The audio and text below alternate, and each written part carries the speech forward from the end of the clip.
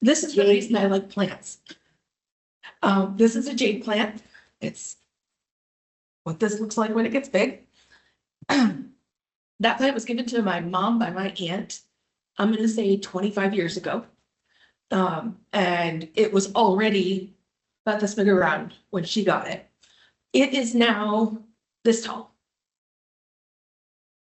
And I love that plant. And when I say you can not water a plant for 6 months, I've not watered that plant for 6 months. It's fine. It's happy even. And it rode up here in the front seat. Yes. Yeah, great state of Michigan. You know, talk about some weird looks, drive by with a plant right next to you. Just be confident. Yeah, yep. It was heavy enough to set off the sensor. Really? Yeah. Yeah. So jade plants are a great entry to succulents. If you're like, I want to try, this is the guy for you. This plant, all of the plants over there, all came from this plant. Every jade plant we have at the college came from this plant. Mama has a whole shelf of them from this plant. These plants want to live and they want to grow more. It's very hard to kill them unless you overwater. So with any succulent, your biggest worry is going to be root rot. They're used to deserts. They are not used to sitting in swampy ground. You want a pot and soil that's going to take the water up, but drain quickly. And you want to, it's very important to make sure you're not watering it again until it's dry all the way to the bottom of the pot. 9 times out of 10, if someone says, I can't keep succulents alive, it's because of root rot. Versus tropicals. Tropical plants, which I just love, and that's what they are, tropical plants. They don't like anything under 50. Although today we brought them in with it's 32 degrees outside and slushy, and we brought them in really quickly in our totes. And, and you have to announce about your little jade babies that are available. I have jade on babies. that table to take home. Please take an entry level succulent plant home with you. We have too many. Honest, and all of these, everything you see here, that's because I went through and looked and went, this is too long. And then threw this in the pot. All those. You bury I've just thrown those in the pot. That's, yeah, it's just, you set them on soil, they'll figure the rest out. it.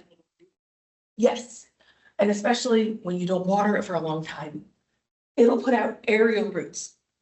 So if you wanted to, if you were like, I really want this to go, you just cut it here, it's already got roots. Doesn't matter if it does or not. 9 times out of 10, it'll grow. What you do want to do with these, I may have left it. You want to make sure you give it a little bit of time to callus over on the bottom. Because it's an open wound. So if there's bacteria or if there's fungus or anything like that, when it's open like this, that's the time that it can get in the easiest. So set it on top of the soil for a day or two, and then you can stick it in. That's it. It'll grow from there. Talking about propagation, so I'll go to the green plants, your tropicals. We grow all of these in the greenhouse. We have 3 different kinds of spiders today. This is a Hoya, which came from my mom's heirloom Hoya plant when I was in business back in the day. And the spider plants, and then we have a marble queen pothos at the end, super easy to grow. So this one we didn't bring because it didn't fit into our pack. We could have got the whole greenhouse. And so this is the trait of Scantia, or we call this one the wandering dude. It's a purple wandering dude because it has the purple and really fluid grower. Back in the day when it was politically incorrect to call them wandering dudes, we don't call them that anymore. We call them wandering dudes or trade scantia. So, and there's many, many colors. We love this one. It's called Purple Heart with that purple underneath there. And so a few of these fell off. The point I want to make is when you put these in water, you have to be patient. Let these roots be at least an inch long. Gotta be just patient. Right, Starling? I tell you, we have to be patient with our cuttings, let them get an inch long, you have much more success. Basically, it's a pre-plant. Odds are 1 in 3 will take. All of ours take, just have to be nice and patient. Change your water frequently. You can, we've tried the clear glass, we've tried, ceramics with water in them, coffee mug, didn't make a heck of a difference at all. These plants are going to send out their little tiny roots. So patience is that virtue there, and these are ready to go. What the greenhouse, what Scarlett does at the greenhouse is she propagates everything, including the Hoya, which take a long time to root. And then this is a reverse spider, which the white is on the outside of the leaves, the green is on the middle. This one is a regular spider, the cream is in the middle, the green is on the outside, and then of course you have this one. We also have a new spider plant soon to be planted in our greenhouse called a twisted spider plant. As it grows, it kind of twists. Oh, that's that we have a bunch of babies that we're going to plant there. So spider plants, easy intro. Those of you who have plants, we got spider plants, easy to grow, good air cleaners, just make you feel good. Hoya, we have a blooming Hoya plant, which is Crystal's mom's, one of my classmates. We've been taking care of her Hoya, and it is just going to start to bloom, which is wow. Yep, this is Kelly's plant right there, and gosh, it goes all the way to the Yeah, floor. that bench is about Yeah. yay high and those hit the floor. And pretty soon it'll be sending out. It's beautiful. Have you girls seen the Hoyas bloom? Anybody seen one of these bloom? And some people really like the smell. And some people, oh, it's almost like stargazing And lilies. lilies don't like the smell. Right, it's almost a sickeningly sweet smell. I don't mind it. It's very, I like, yeah. and it smells better at night than it does. Isn't during that, the isn't that? So it's kind of like blooming jasmine. Smells better at night. Yeah. So this one bloomed last year, has these nice little balls, little waxy flowers. It's just gorgeous, kind of messy. And the important thing, if you have a Hoya and if it does bloom, do not cut those blooms off. Just let them fall off because it will bloom next year in the exact same place. Exact same place, so. And there's several types of Hoyas too, right? Oh, and I just found myself a rare one. It's a banana leaf one. It's got long little leaves. Do they bloom any color but white? Yeah, well, it's kind of a pastel-y creamy pink. This one is. This one, isn't it? Did you see it when your mom's was blooming? Yep, it's like. It's like pink, yeah. Mhm. The foliage, this one happens to be the green one. The one that I have on outside of my office has just started to send out full cream leaves. And so I'm hoping it bloom pink or white. Hoyas are fun, easy to grow. Spider plant's easy to grow. Marble queen on the end, which is the pothos variety. It's not a philodendron, it is a pothos, easy to grow. That one is a slower growing one. That one almost should be like on a plant calendar. It is so beautiful. So variegation in its leaves, meaning you could put it in a very dim room, an office, slow grower, unlike the golden pothos that everybody sees with the yellow striping. They grow really, really quick. And to control them, you must cut them back and take some cuttings. So I always say, take those cuttings, put them back in, get a nice full plant.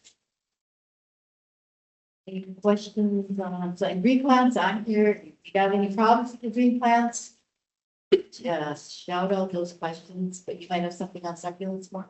Well, yeah, patience, impatience. Throw it on the soil, watch it closely. You can tell where my theory is coming from. Like Gabe said, we do have some really cool different varieties in the greenhouse. This is called a mother of thousands. The big mother. It should, the one that sends off the little ones. Is that the mother of millions? That's the mother of millions.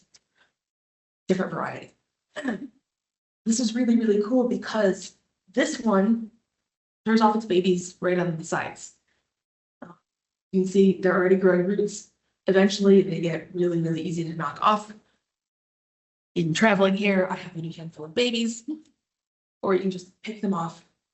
And again, set them in the soil. You put that open wound part on the soil?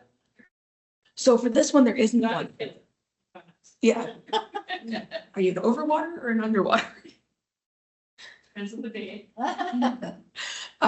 No, so with this, because you're not pinching something off, you're actually, if you look closely in the edges, they have like a little pocket, kind of like a kangaroo where it grows. So when you pull these off, there's no wound to worry about. If you can see here, we have a lot of these. But all of these, or I just pulled some off the edges and went poke. That is, I'm only comfortable about having that here because North Dakota winter would kill it. In places like Southern California, that's an invasive species. And you can see why. I just set it on your step, there's just a little bit of dirt on there. Because when those babies drop off on their home, they can grow in next to nothing for cycle. The land. Yeah, they become basic. One, and I put it outside with the rest of my porch plants. And there had been something that stuck near it, and before I knew it, I had those little buggers growing all over my porch. And so, pretty much it's a low maintenance plant, and it'll spread really.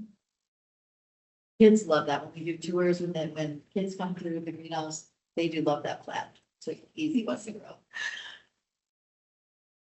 So the one thing that both of these kinds of plants share is they're not real good with low temperatures.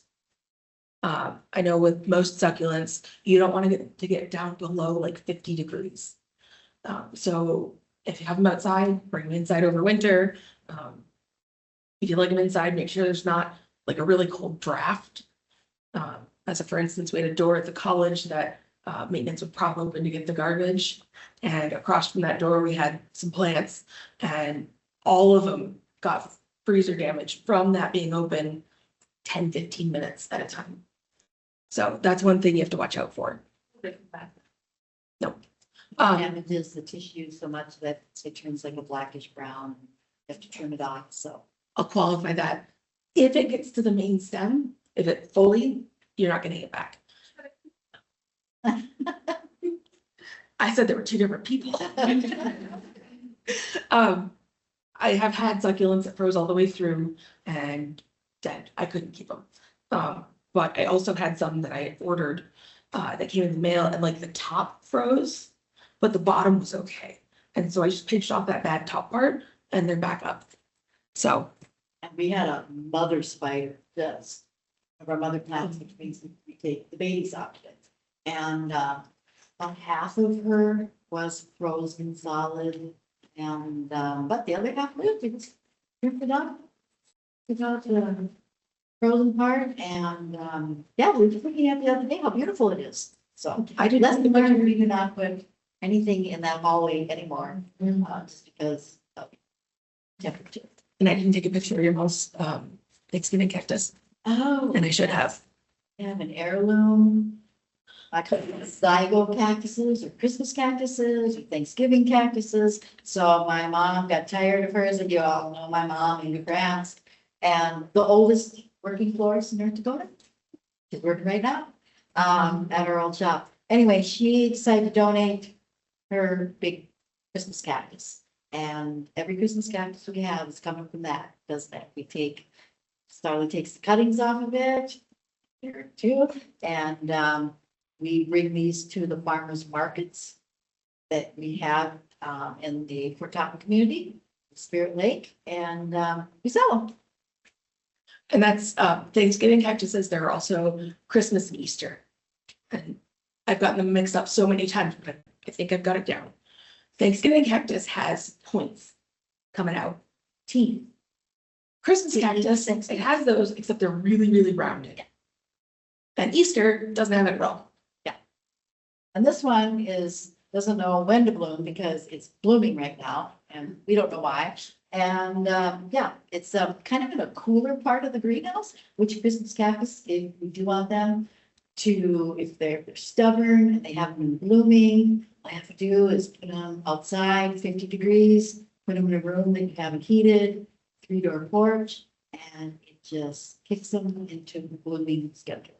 And that's because the theoretical naming scheme here was Thanksgiving cactus blooms around Thanksgiving. Christmas around Christmas, Easter around Easter. So looking at some of like what the weather would be like there for wherever these come from naturally, you can kind of get that idea of, okay, it needs cool nights or it needs a lot of sun really quick. And this one's confused. It was sent out a beautiful white blossom. Happy cactus. And they aren't truly a cactus. No, they're a zygo, ZYGO, yeah. So in the industry, the plant industry, they're calling them zygos now. The Christmas cactus. Holiday cactus. So we have orchid cactuses. Sorry, right there. Oh, let's go to cactus. Cactus, that's succulent, that's my side of things. So we've got an orchid cactus here, which I brought from Michigan. And you can see, usually they're like a real bright green. Because this one's in our greenhouse and it's getting so much sun, it has sun stress. And a lot of succulents will get that, and sun stress generally will give you really cool colors. That's why this has got the red tips, or why you'll see more and more variegation if you've got a variegated plant in a lot of light.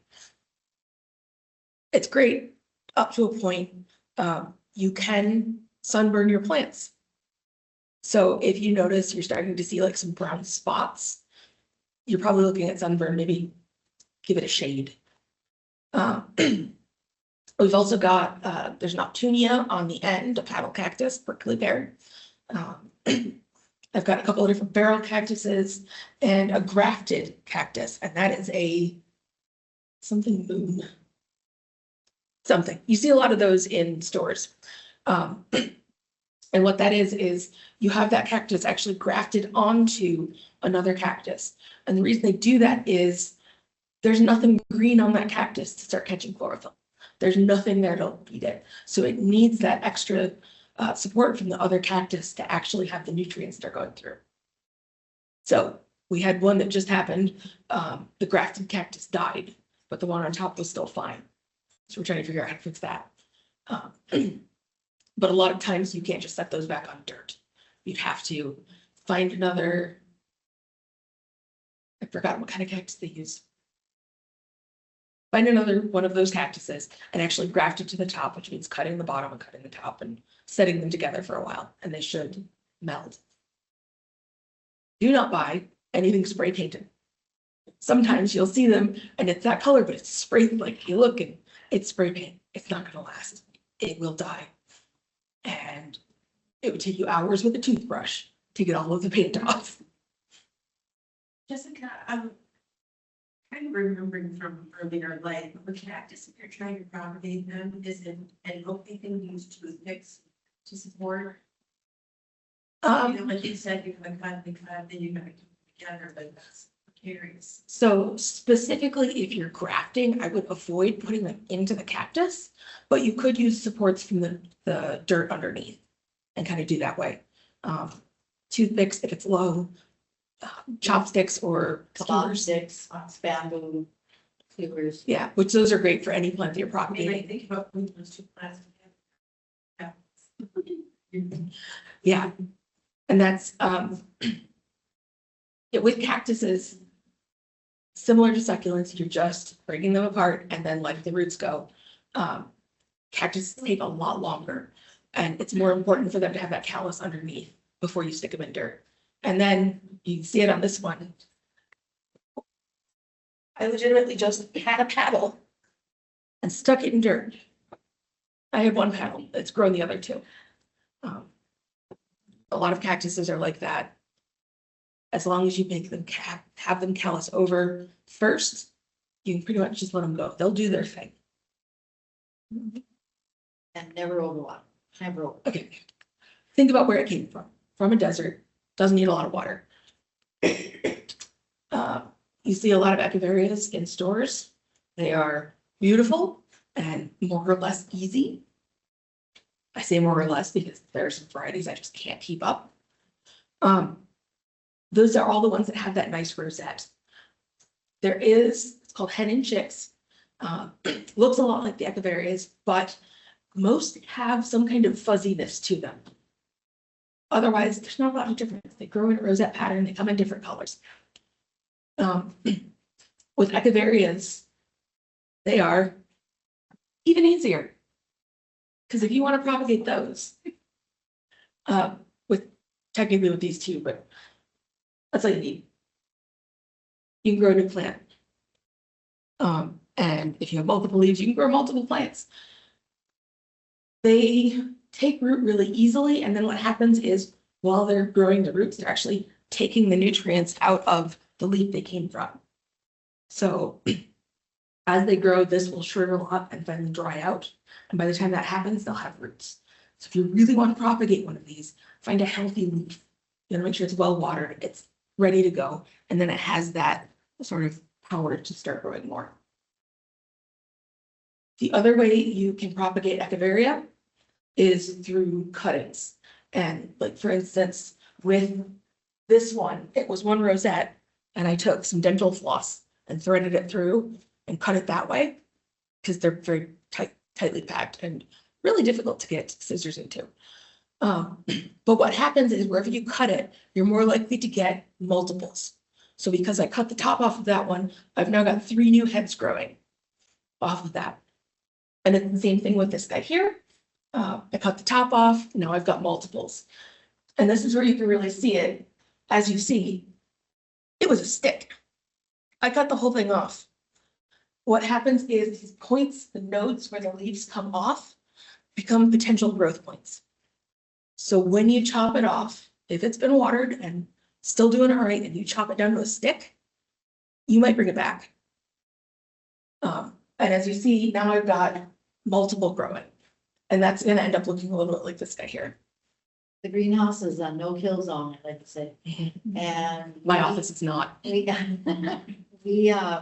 try not to throw anything away. Now, even if it's on the floor, right? We will try to propagate it. I mean, if we have to toss it away, there has been no hope. So, and we're almost at 2. Do we have any slides? No, if you have any questions, I'm obviously throwing Remember the old stock Hendricks and rock gardens? They would spread all over the place.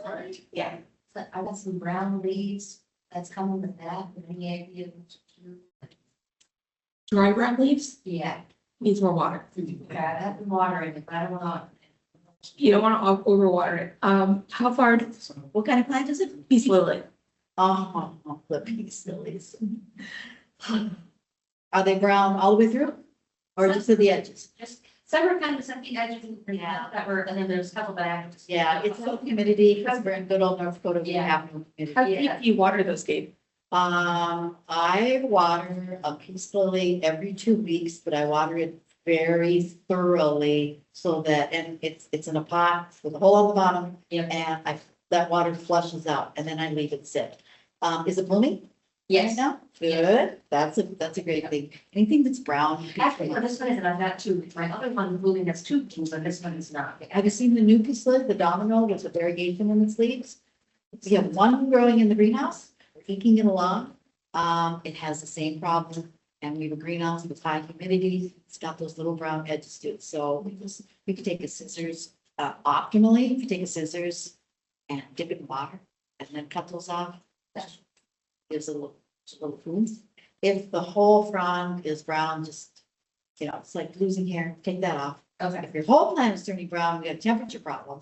okay, If it's turning black, we have a temperature problem. If it's too close to a draft. I'm afraid it's too close to the door, so. And with the sub-zero temperature, just like what we experienced out at the college in our hallway. And with this, any kind of a draft is going to. A peace lilies need fertilizer, Okay. preferably with a liquid-based fertilizer, Miracle-Gro, Okay, anything liquid every month, okay, that's, especially while they're close. I know it's because they need food. yeah. Kind of forget about that, so, yeah. Peace lilies, you can forget to water to even the point of wilting, if you've ever done that.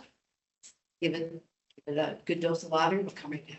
And that's a good tip for when you look at it and you can't figure out how well it's still watered, like making the cake. get yourself a skewer and dip it in and pull it back out, and you can see where the water is still. With succulents, that's a great way to make sure you're not over watering. It has to dry all the way to the bottom of its pot. And we do succulent programs at the greenhouse a lot. We do, well, twice a year maybe. We've called off the Valentine's one. We're just too busy seeding and so on. But we do pumpkins in fall, just little decorative pumpkins with succulents, glue them in on the top. Starla still has hers in her office. That's looking just great. I meant to grab off of mine because for the pumpkin workshop, we are literally hot gluing these to a pumpkin. A little bit of moss on it, hot glue. And then I just took mine off my desk yesterday because my pumpkin was starting to go soft finally. I pulled all of them out and I just peeled the hot glue off. And they're rooted and ready to go. We have a whole selection of, yeah. Hot glue and all, just didn't matter. All night in the last few of the tucking sessions have some problems. Yep. So it was my word, I don't just that experience. You want to announce the little pig plants? Yes, please. I have so many jade plant babies. Please take one on your way. Bring it to your kids, bring it to your friends, bring it to your mom, somebody. There's a good plan. I also do have to have this. Oh, like the house here. Thank you so much for coming. If you have any questions, I'm happy to answer. I'm busy.